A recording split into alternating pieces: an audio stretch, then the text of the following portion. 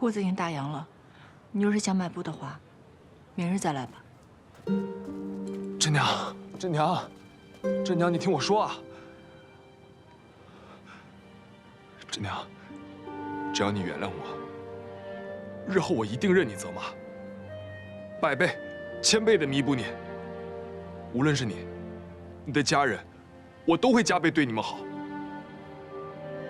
只要你收回之前的话，咱们就能回到原来的样子。伤害和欺骗如何收回？你把我的生辰梦还给我吧，那是我爹爹在这个世上留给我的唯一念想。真娘，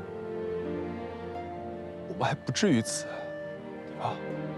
再给我一次机会，最后一次，真娘，最后一次。从你算计我哥的那一刻开始，我们就再也回不去了。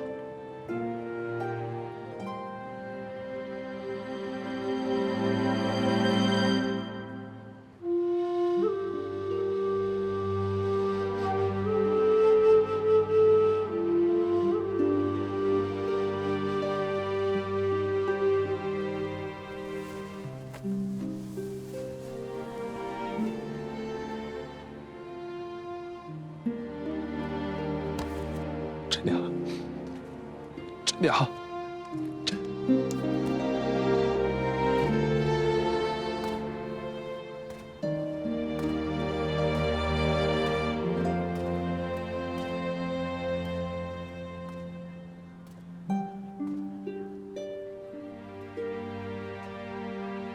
这几日，真娘起得比以往早，干活也比以往卖力了。你看她像个无事人一样。其实我知道，她心里难过极了。你要是有心，你就显显灵吧，开开他们的心怀，行吗？哎呀，这孩子都多大了啊，还没大没小的。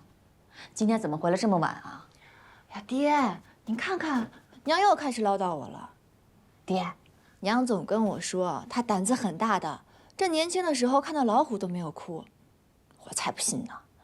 光是这几日，我都看到娘哭了好几次了。行了，我知道你这几日总在想办法哄我高兴呢。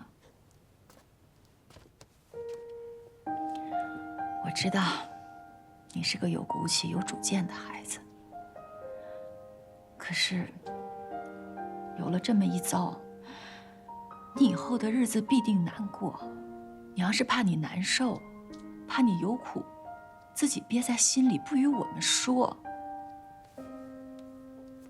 我是难受，可我难受的是，因为我的婚事让你们受了这么大的屈辱。尤其是爷爷，我知道，他这些年虽然不再碰墨了，但是心里一直挂念着莫言。可这次当场让他丁齿明示，算是彻底打消了他心中的念想。若是我的幸福要用你们的付出来换，那我宁愿一辈子不嫁人，我宁愿一辈子留在家里侍奉你跟爷爷。又胡说了。人生至苦，鳏寡孤独。有娘在，真娘才不怕呢。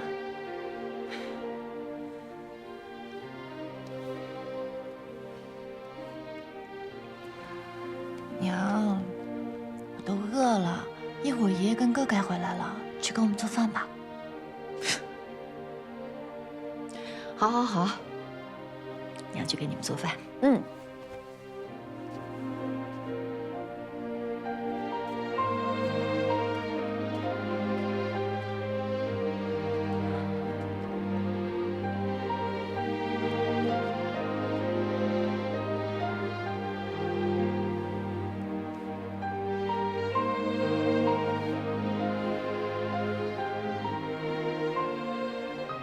爹，你若是真的显灵的话，就帮我安慰安慰娘吧。您哄哄我娘，让她不要再哭了，好不好？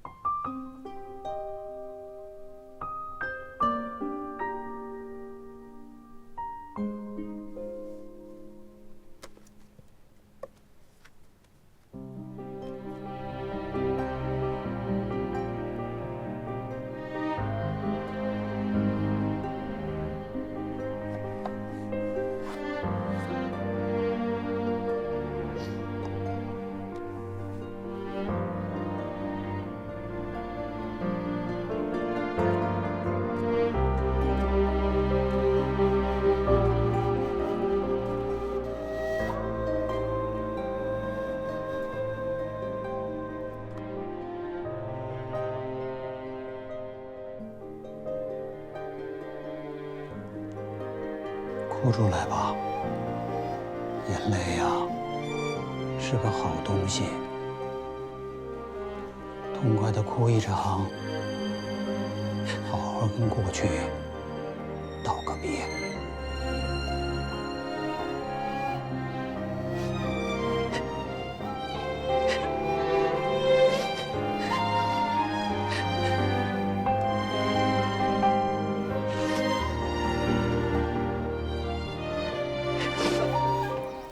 客官，这当然是上好的墨。二位，请喝。不是本地人吧？啊，这天下极品的墨皆在徽州。这徽州墨中的上品啊，有落墨、吕墨、沉墨。你这个墨怕是徽州3岁小孩都做的，还敢卖1两银子？去别地儿卖吧。我这走吧，走吧，走吧。大叔，来者是客，要不请您喝杯茶？这哎，不要钱的，来吧。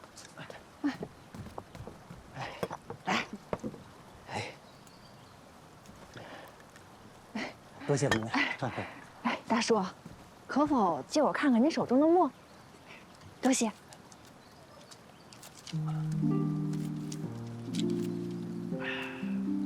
这题款看起来甚是特别。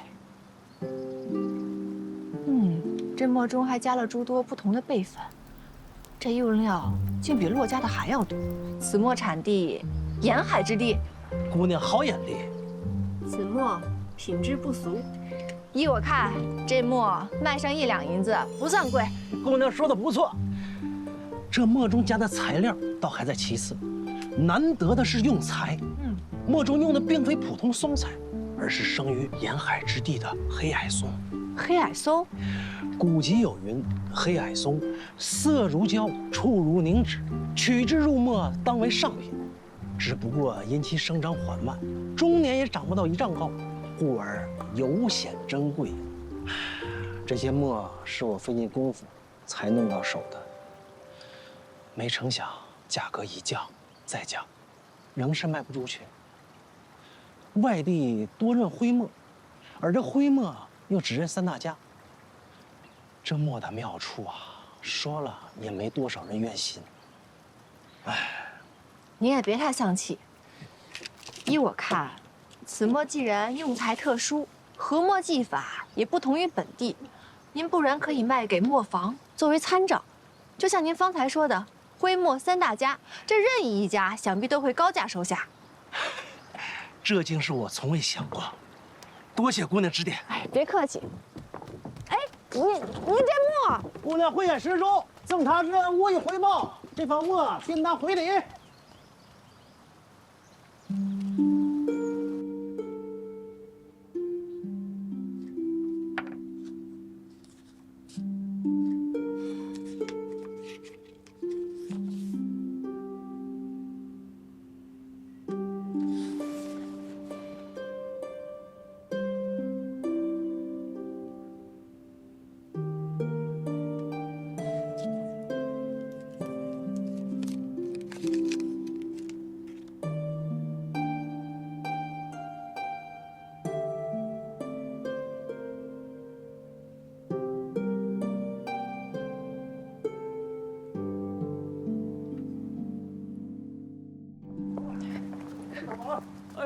好，慢走啊，两位。好的，水哥。哎，好。哎，慢走，结账了。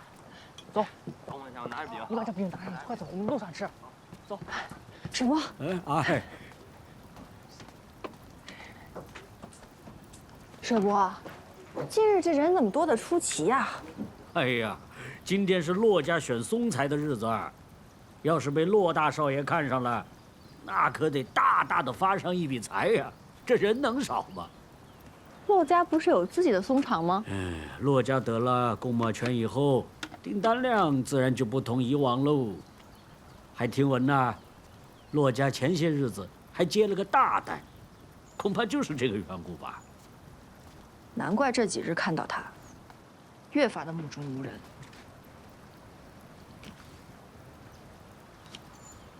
水伯啊，这里怎么有个文书啊？临安陈家？那定是老陈他们走的急落下的。你腿快，赶紧给人家送去，别耽误人家的事儿啊！哎，我这就去。放心吧，水伯。哎，总算，哎呀，哎呦，总算见上你们了。你怎么来了？你们这文书落在水滩了。感谢你了，真娘。可惜啊，老天没给咱这个命，真是辛苦你白跑了一趟。这文书啊，没用了。这松才遴选提前结束了吗？还没开始呢。哎呀，莫提莫提。那骆家少爷啊，还没等我们介绍，直接扫了一眼就责骂我们说，就这等次品也敢卖到我们骆家来？你说我们连见松师都没见到，就被赶出来了。算了，我们啊，伺候不起他们骆家。可我们如此多的松材，这骆家要是不收，谁还能收得下？哼！你说说这事儿闹的。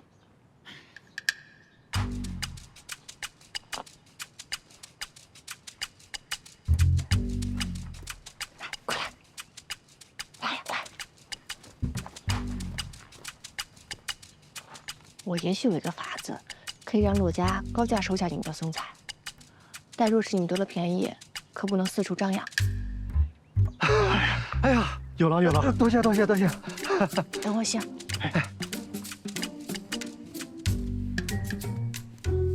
说话。剑松师傅，突然害了疾病，来不了了。怎么不早说呢？松木遴选，那要选出最好的上品来。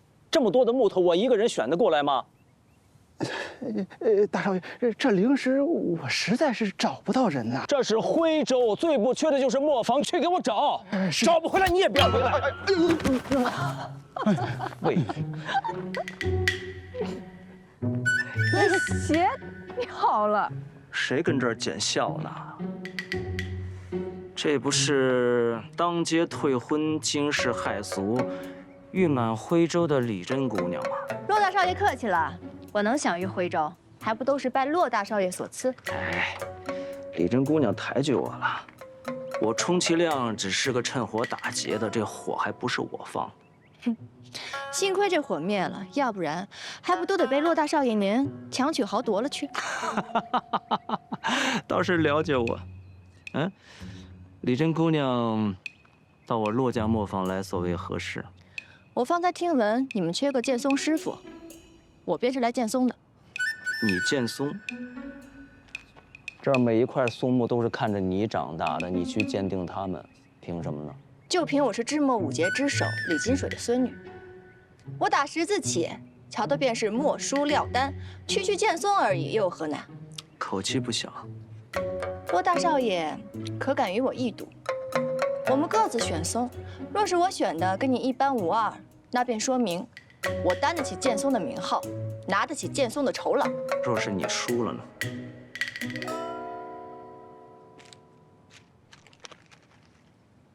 若是我输了，那这方墨便是你的了。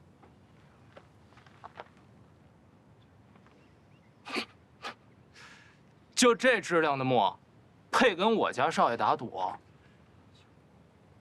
好，就以此墨为注。若是你选得好，不但酬劳归你，我外加10两的彩头。少爷，如何？一言为定。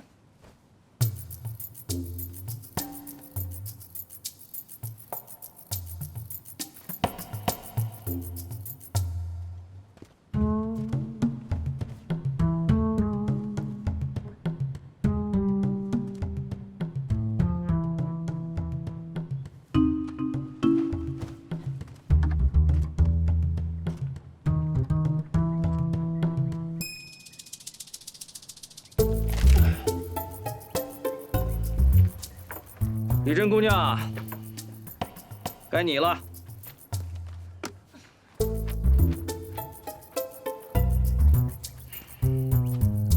这么小年纪的会看个啥呀？会不会看啊？让一让啊，让一让。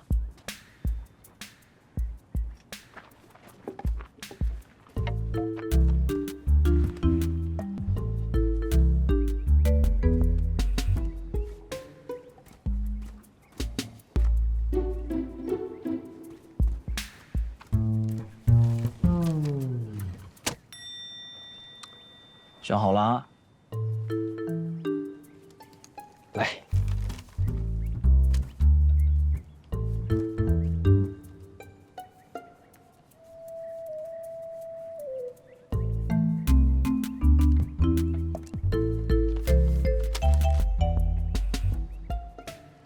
看着吧，我李珍从不干如此龌龊之事。哎呀，有点意思啊，李珍姑娘。啊，真是有点意思。那就请骆大少爷言出必行吧。哎，带李珍姑娘去骆家账房领银子。是，大少爷。哎，等等，骆大少爷，您当真就选中这3家了吗？李珍姑娘言下何意？可这最好的松材不在此处。那真正最好的松材在哪里？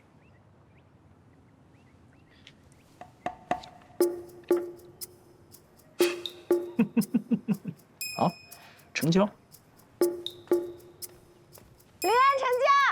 哎，哎，好了，来，小儿，我马上就跑。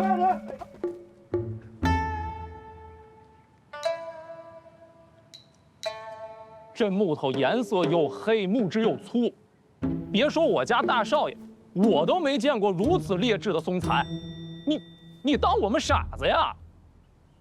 一般而言，上等松材色淡，而木质顺滑，但古籍有云：黑矮松，色如胶，触如凝脂，取之入墨，当为上品。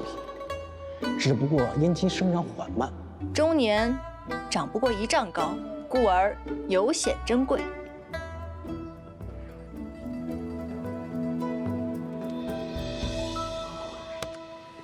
这便是你所说的黑矮松。骆大少爷，您不妨再仔细看看这方墨。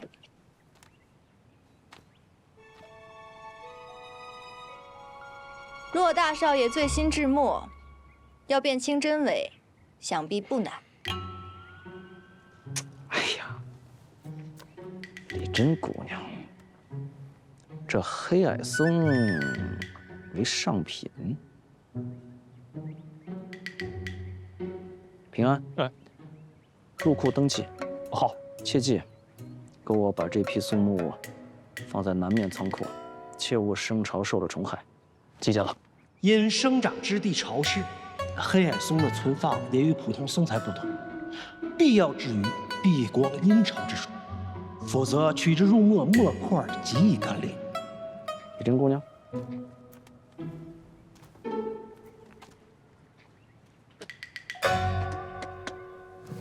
收好你该得的银两。需要上称吗？不用，数清楚了，分文不少。对了，骆少爷，我有一个不情之请，今日我来见松是临时起意，还望你不要四处声张。好说，正好我也有一个不情之请。坐。哎呀，没那么多规矩了，坐。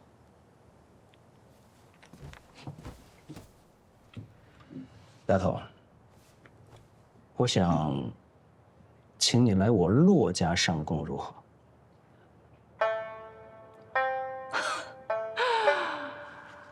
骆大少爷，您的为人我还是避之不及的。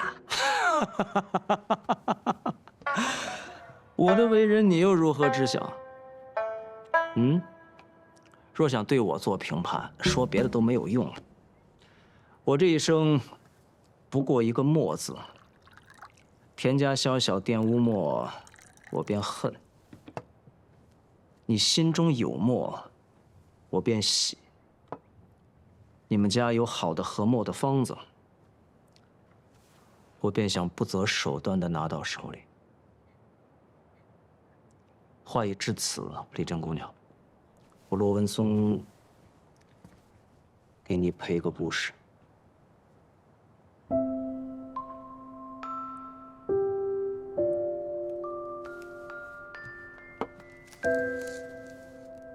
请你来骆家上工，是我真心所想。我惜你在墨上的天分。天分又不代表喜欢。徽州这地方，墨业才干多如牛毛，有的人跟他痴缠了一辈子，结果又如何呢？我这点天分呀，也就骗骗你骆大少爷的钱，够使了。哎，你喜不喜欢，我看得出来。常有人说，某些人对某事某物极有天分，只是心思不在这儿，虚度年华，埋没了自己，这不是屁话吗？不喜欢不痴缠，那不叫有天分。即便偶有灵光，那也只是一时的机灵。丽珍姑娘可不是机灵，方才变松之时，我看得清楚。若是平时你对墨上不下心思，又岂能点得如此透彻？再有，丽珍，你家已经除族务，李金水发誓不再做墨。你若真想在墨道上有所作为，你不来我骆家，你还有更好的去处吗？我也是奇了，我是女子，你收我与行规不符，更是与李骆两家利益不符，你就不怕这李家再把祖师玄奇请出来，乌泱泱的上你的门？啊，我给你看看东西。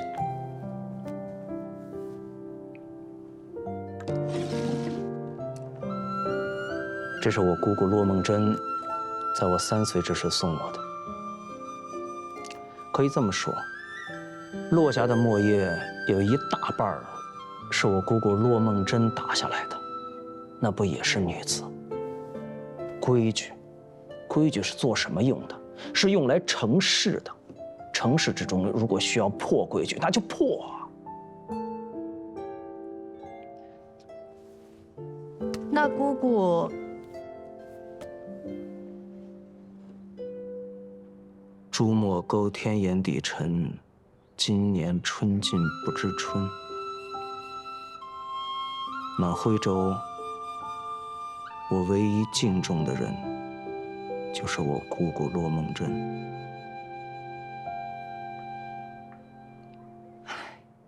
哎呀，骆大少爷，这说到底不过是你家剑松师傅今日病了，你需要一个灵工而已，怎么又莫名生出了这么一扯的话？我听不懂。至于我走不走墨业这条路，更是与你骆大少爷毫无关系。告辞。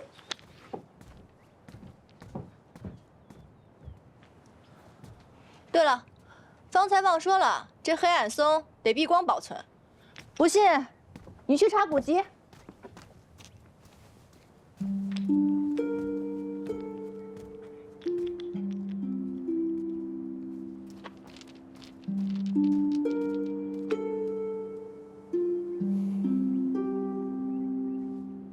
进祖。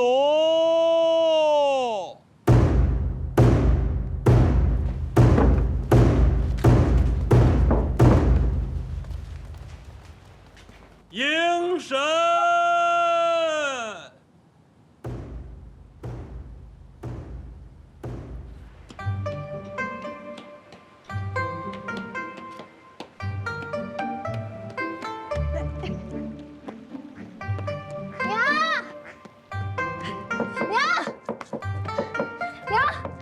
你猜怎么着？今天我给骆家见了回松彩，就赚了20两赏钱。怎么了娘？我挣了钱还不开心啊？你爷爷今天非要回主家参加李家百年祭，我怎么拦都拦不住。百年祭？他去干嘛呀？咱们家已经被除族了，去了岂不是自取其辱？可不是嘛！你爷爷倒好，非要把你哥一起拽过去。真娘，真娘，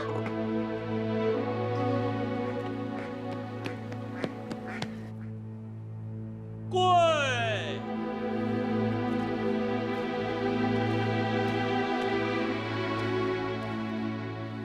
拜！行！起！跪！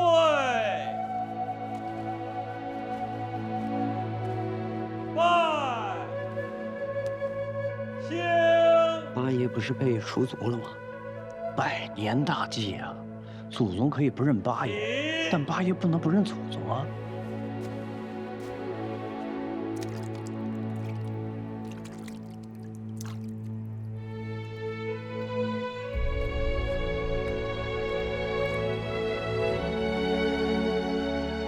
独住，福为上享。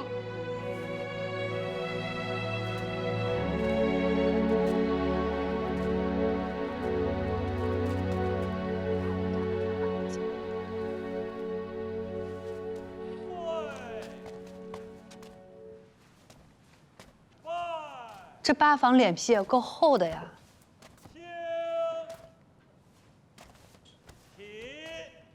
八叔，您这个教子无方的长辈，就别在这碍眼了吧。你，李正良，就是因为你爹贪杯误事，害得李家丢了供墨权，还丧了我夫锦旗的命。大家说说，他们有什么资格在这祭拜祖宗？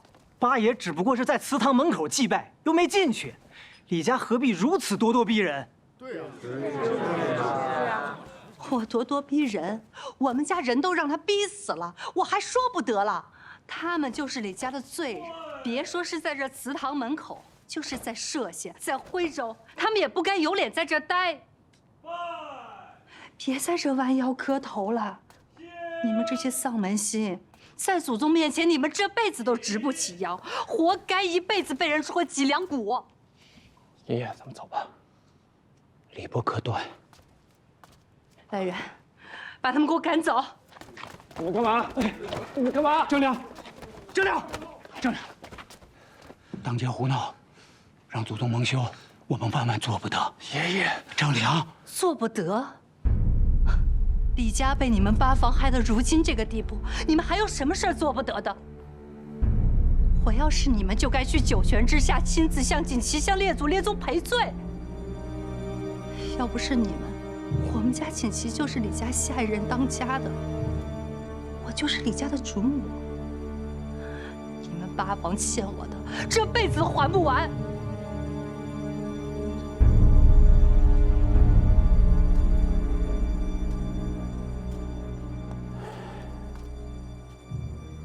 锦旗媳妇儿，你有恨，就恨我吧。恨你管用吗？恨你我们家锦旗能活过来吗？你们都该去死，都该去死！还愣着干什么？给我上！我们马上就走！我们马上就走！我们马上就走！我们这就走！我们这就走！李正良，100年大计，胆子也太大了！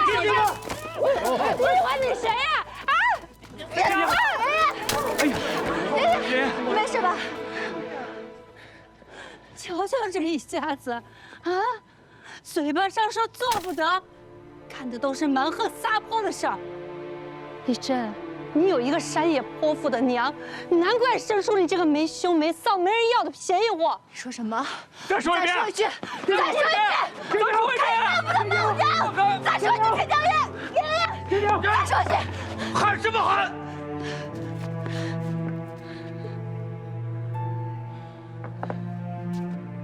今天是我李默100年大计，你们八房要干什么？不是我们要干什么，大家都看到了，是他先动手打人的。他动手打人，你们老老实实在家里待着，他就去打你了。真娘，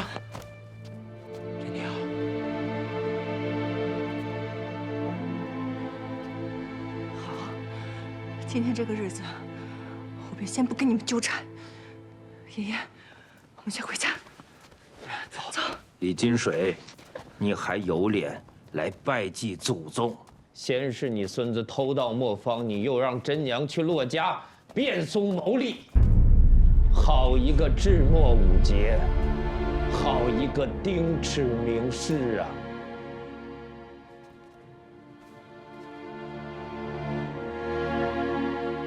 真娘，什么变松？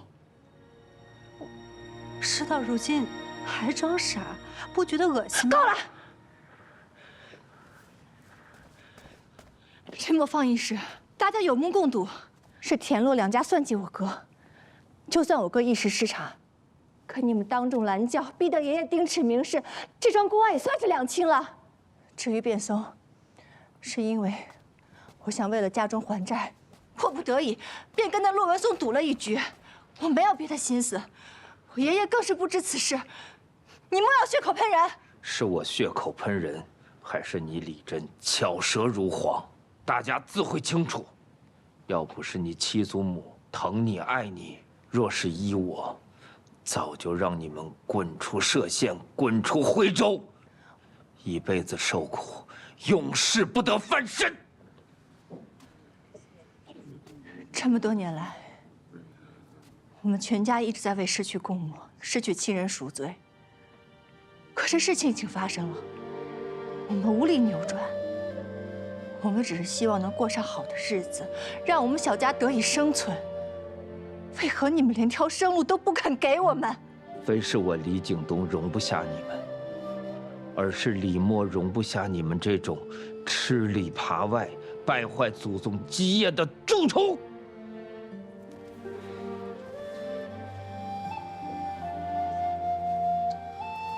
真娘，爷爷，你让我把话说完。真娘幼时家逢变故，虽尚未懂事，但却深知一切因墨而起。从此墨便成为了我们家中说不出口的禁忌。这些年来，我跟爷爷、娘亲、哥哥一直小心翼翼，对此唯恐避之不及，只想过好我们自己的小日子。可偏偏总是有人盯着我们家不放。骆家觊觎爷爷的磨坊，田家想要爷爷的制墨手艺，而景东叔一再相逼，也不过是忌惮爷爷一生所学，唯恐八房再有翻身之日。无论我们怎么做，在你们眼中皆是过错。既然躲不过，那真娘便不愿再躲。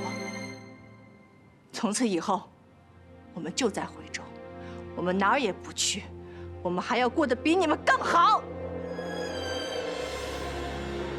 景东叔，四叔母，你们就好生看着吧。三哥，别跟他废话，把他们轰走，轰走！对不住，对不住，对不住，别动！对不住各位，对不住，别动！对不住，对不住，别动！都别动！都别动！请我看谁敢动一下，我看谁敢动一下，我今天就剐了谁！你要干什么？把刀放下！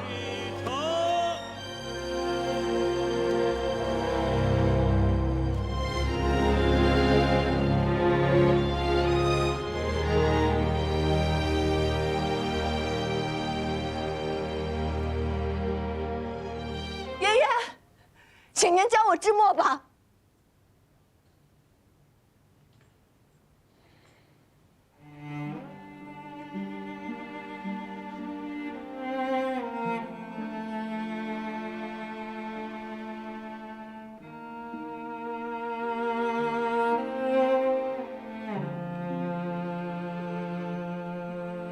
真娘，爷爷丁尺名士，今后和墨不再有瓜葛，你就死了这条心吧。您只是发誓不再制墨，可没有说不能教人啊。不行就是不行，多说无益。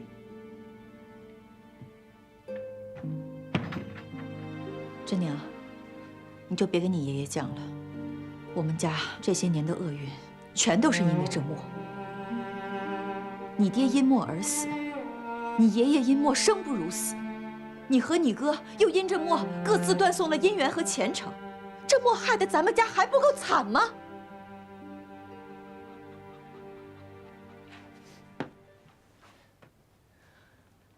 没错，娘，咱们家跌落至此，皆是因为墨而起，所以，我更要用墨，将这些全部都挣回来。挣回来？你拿什么去挣？你如何去挣？我劝你，趁早死了这条心吧，我是坚决不会同意的。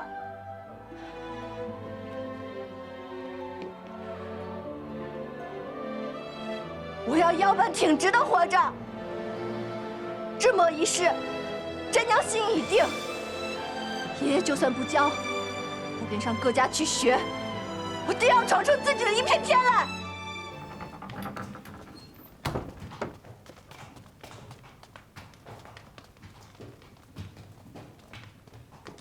从今天开始，你们就在这里倒墨，不许胡乱瞎跑，坏了规矩就走人。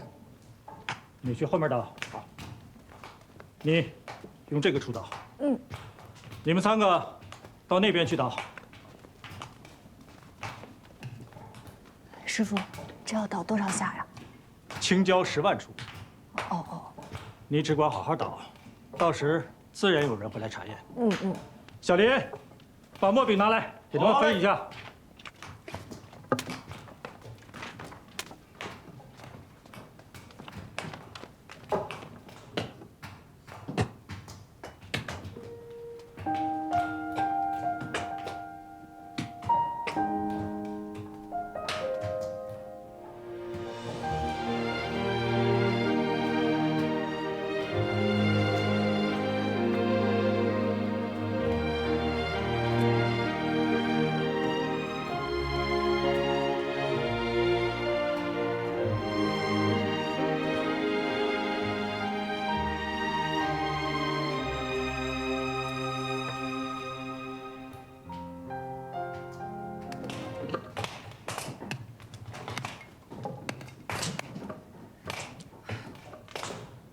见哪干都是干，只要能治墨，学好手艺就行。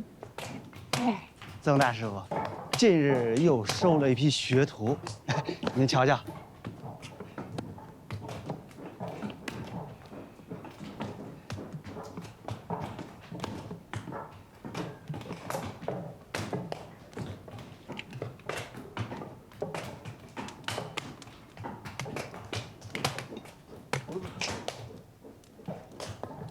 锤墨要的是力气，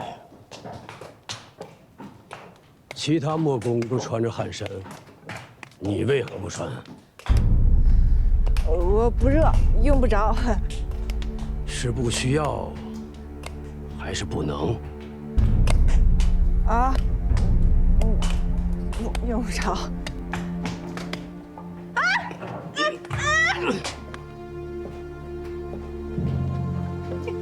干什么？果然是个丫头，女子不能制墨，你尽管败坏行业规矩，败坏我骆家名声。谁说女子不能制墨的？这不过是口口相传罢了。哪本书上有成文的规矩说女子不能制墨？好一个伶牙俐齿的丫头，坏了规矩还嘴硬。好，那你就跟我去文会，辩个清楚。来人，带这丫头跟我走。干嘛？别碰我！我自己能走。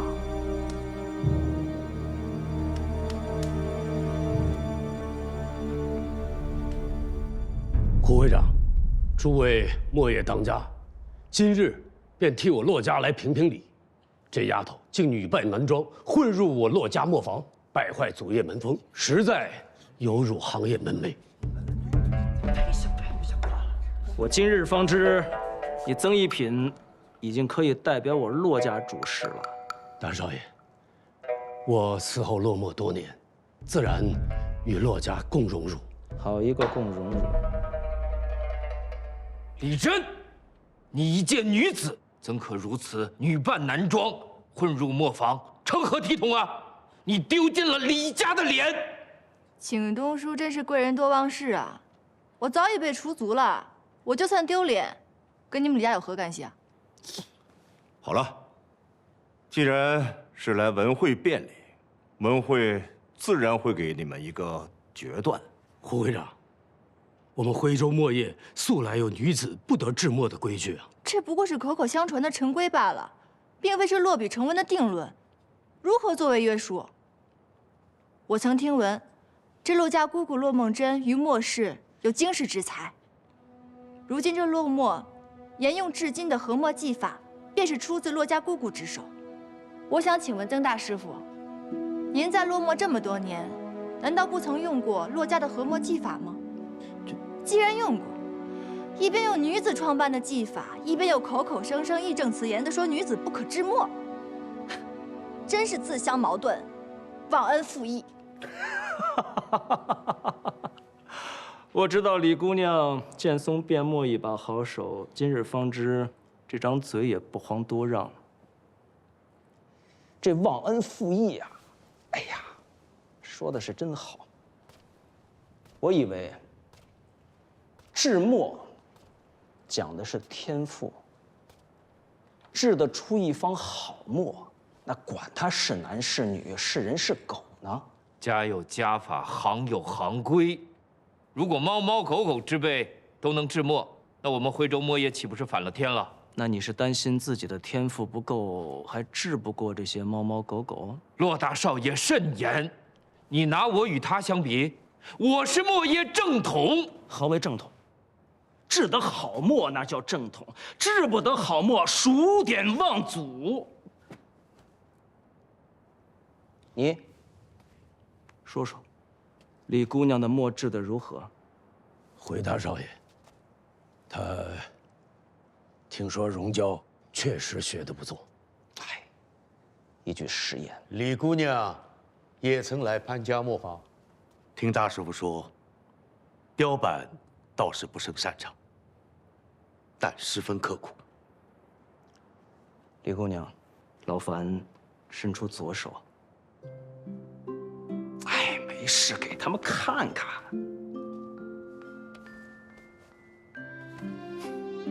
展开，高举，再高。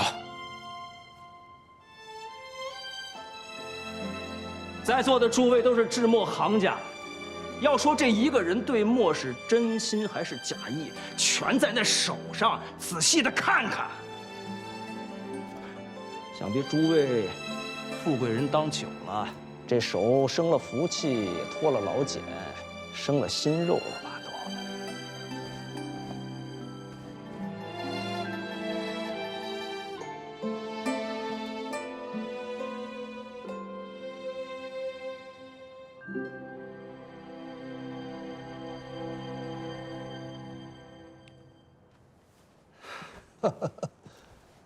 既然骆大少爷这么说了，我若再坚持女子不能制墨的口头规矩，岂不是显得我迂腐不化？只不过是我墨业有传男不传女一说。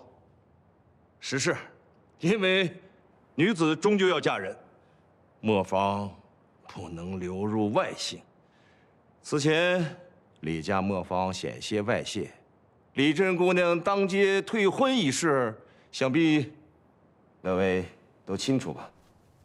胡会长，我学墨跟李墨无半点干系，何来磨坊外传一说啊？若是在座的诸位有所顾虑的话，我大不了发个誓，终身不嫁便是了。这，李姑娘，你这么说就不对了。其实，八爷非得怪罪我们不可呀！啊！三爷，三爷，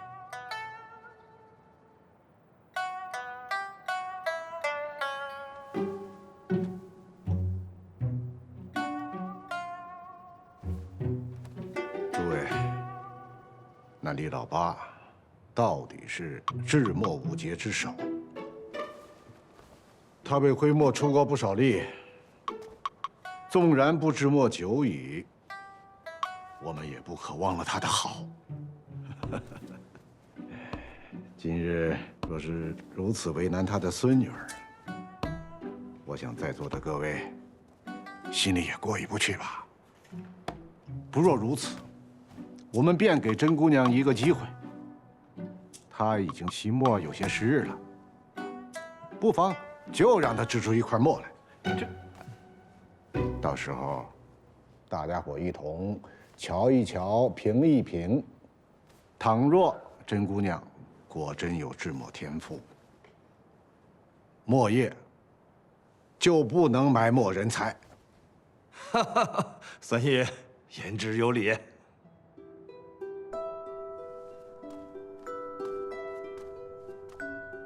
甄姑娘，你可愿意？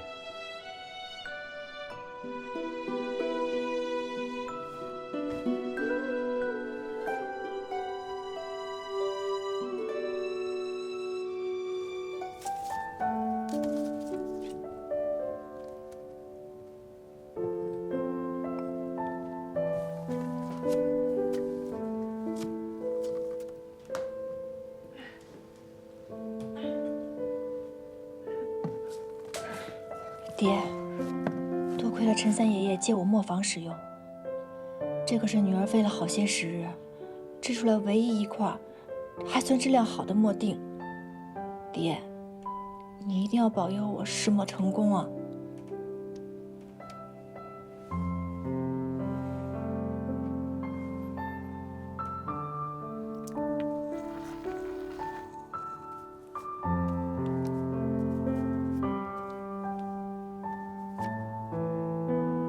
墨色发灰，凝滞感又重，还是不行。这到底是哪里出现了问题？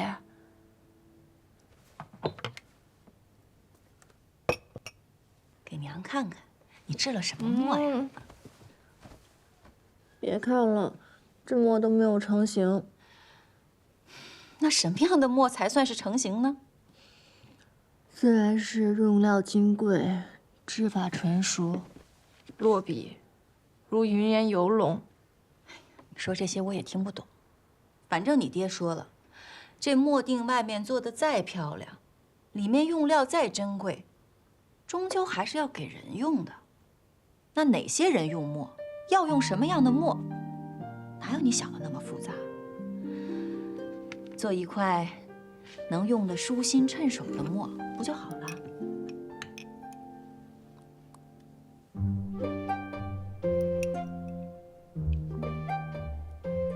娘，你懂得还真多。我哪懂啊，都是你爹说的。哎，你慢点吃，慢点慢点。我出去一趟啊！哎，你这又上哪儿去啊？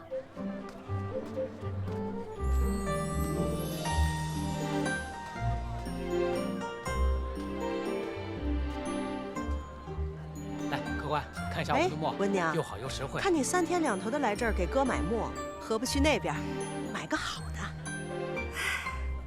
只是哥儿惜字呀，费墨得很。这家中哪儿受得住一直用好墨呀？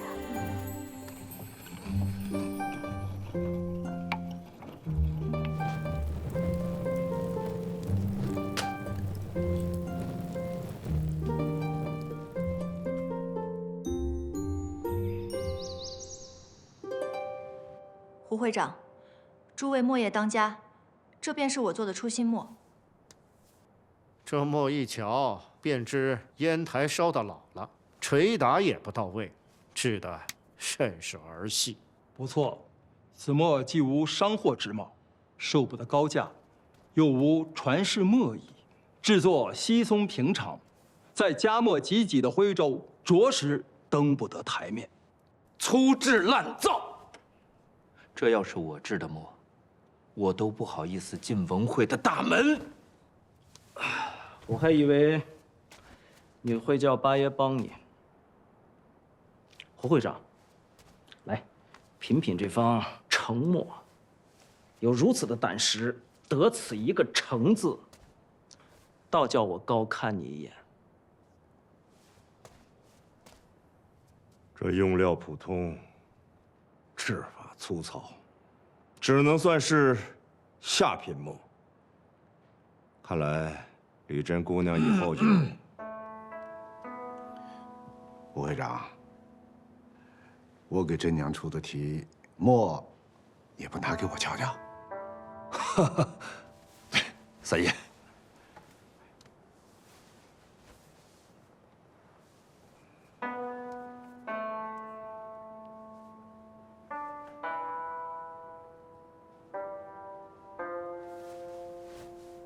甄娘，你且说说，为何做这方制法简单的墨呀？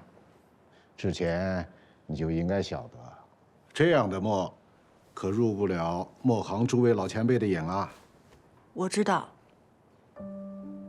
因为更好、更复杂的墨，我做不出来。这也是眼下我能制出最好的墨了。我也想过添加名贵的用料，可是无论如何也难以合墨。既然往上不成，我便想着，那便做一方简单又实用的墨也是不错的。这便是我的初心。制不出这样的话，你也说得出口？还初心？我看你简直是丢人现眼！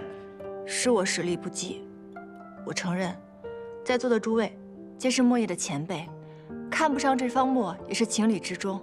可是于我而言，我已经尽了全力，担得起问心无愧这4个字。这方墨虽然实属下品，但好在颜色够黑，造价低廉。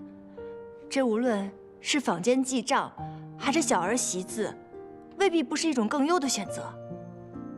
于此一途，我自认我没有违背自己的初心，故而也不觉得悔。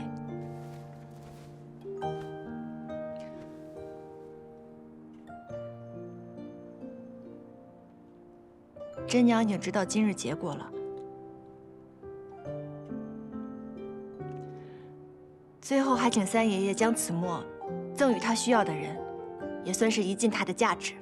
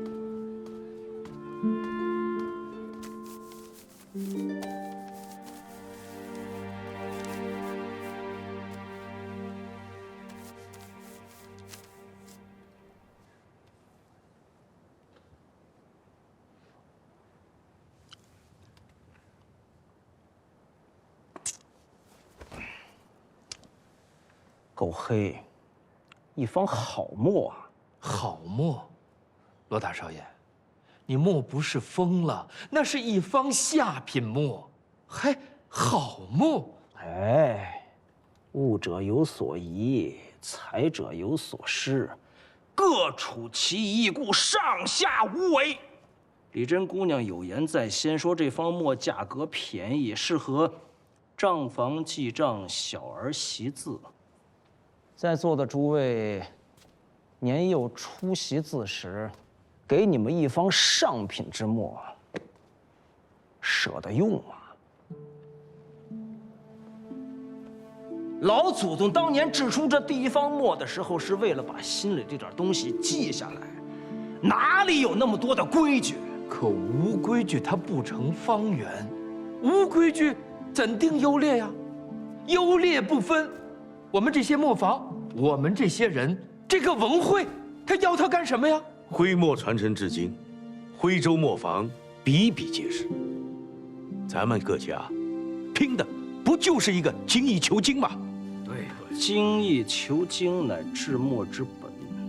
我问了磨坊的管事，说李珍姑娘初进磨坊学墨不过3、5月之余，敢问诸位在座的初学墨3、5月之士，能否制得出这样一方你们口中所谓的劣墨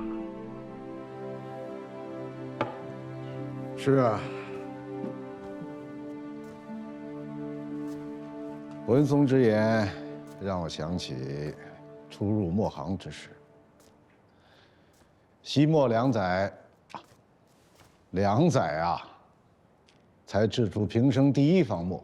要说成色嘛，也不过如此。那即使如此，丽珍姑娘此时此刻这一方墨不能不算是一方好墨。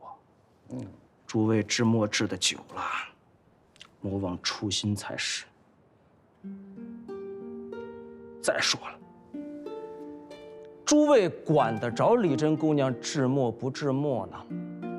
我若是丽珍姑娘，我都犯不着接下这一桩考验。我制我的墨，管那么多做甚？诸位如此百般阻挠，是因为心生畏惧，怕有朝一日丽珍姑娘制墨大成，以女子之身强压诸位一头，丢失了颜面不成？我们会怕一个黄毛丫头？笑话！那既是如此，此事无需在意。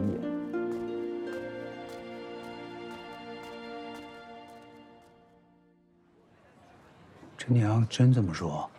一字不差。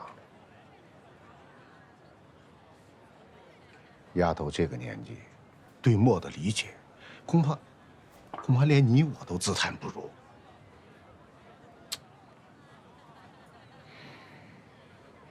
她让我将墨赠人，我左思右想，现在最需要她的，恐怕是李老八你啊。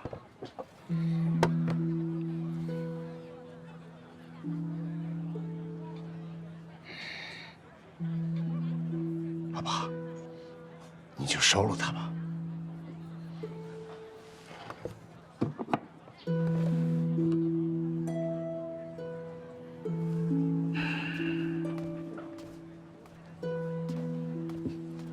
是，我知道你守规矩，你丁持名士的，你不可以制墨。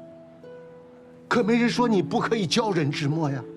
文慧封了你这双制墨的手，又没封你的嘴，有嘴还不能说了。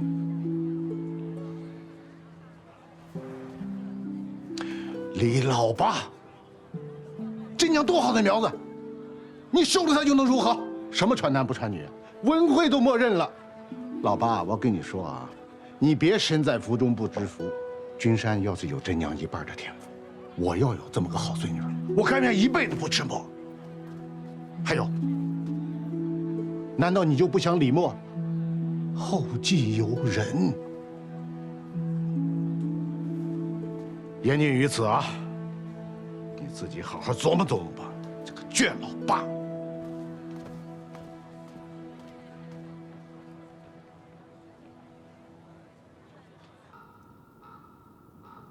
景峰，爹来看看你。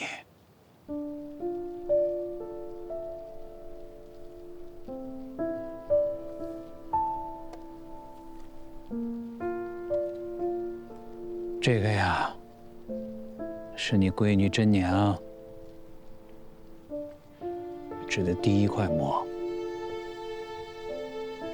你瞧，叫初心墨。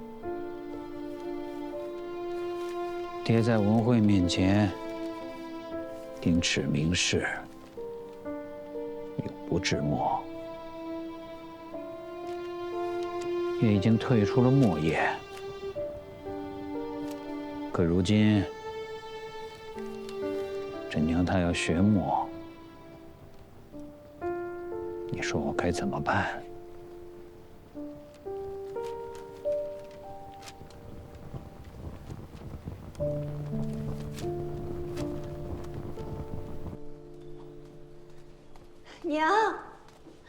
娘，您看谁来了？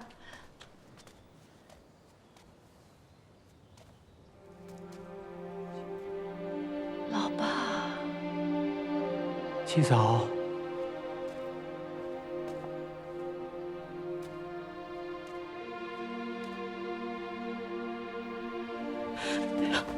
老爸，你这是做什么？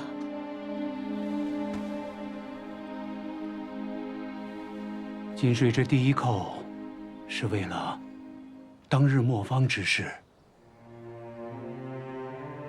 我愧对七嫂信任，实是理莫罪人。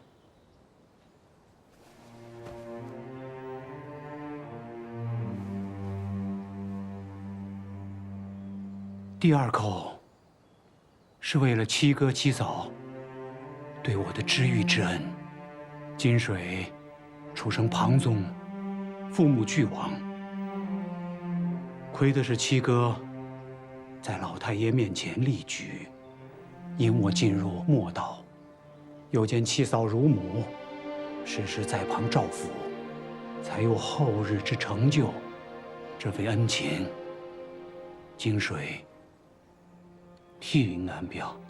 老爸呀，这些都是往事，不提了。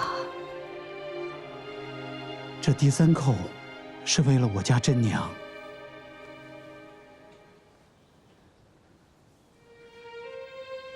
七嫂，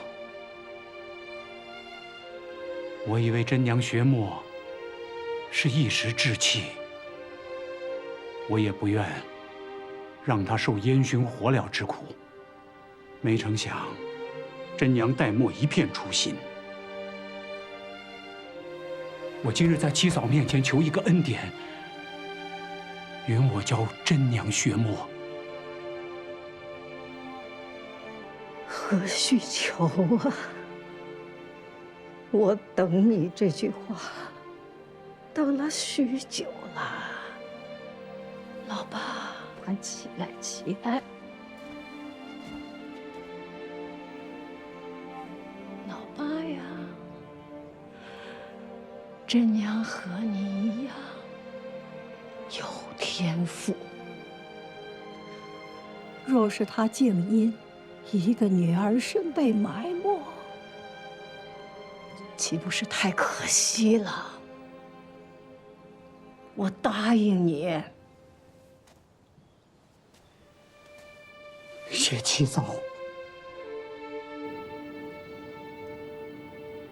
爹，真娘尽力了，但我不后悔。往后，就算有百般阻挠，我也不会放弃制墨的这一条路。既然磨坊学不成，我便买书自己学。爹，您放心吧，真娘一定努力，让咱们全家过上好日子。真娘，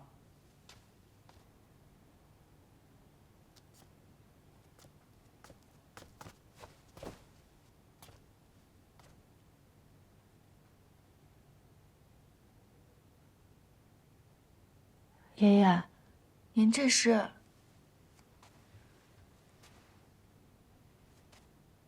真娘，你过来。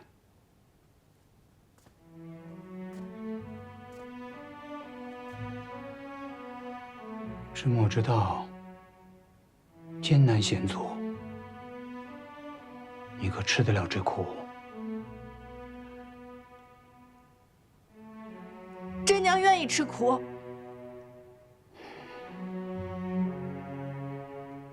好。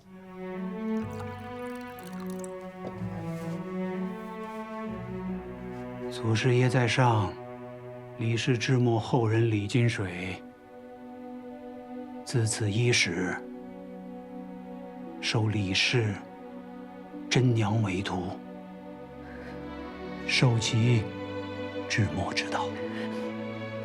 望祖师爷有其学墨一途，一路昌顺，不负初心。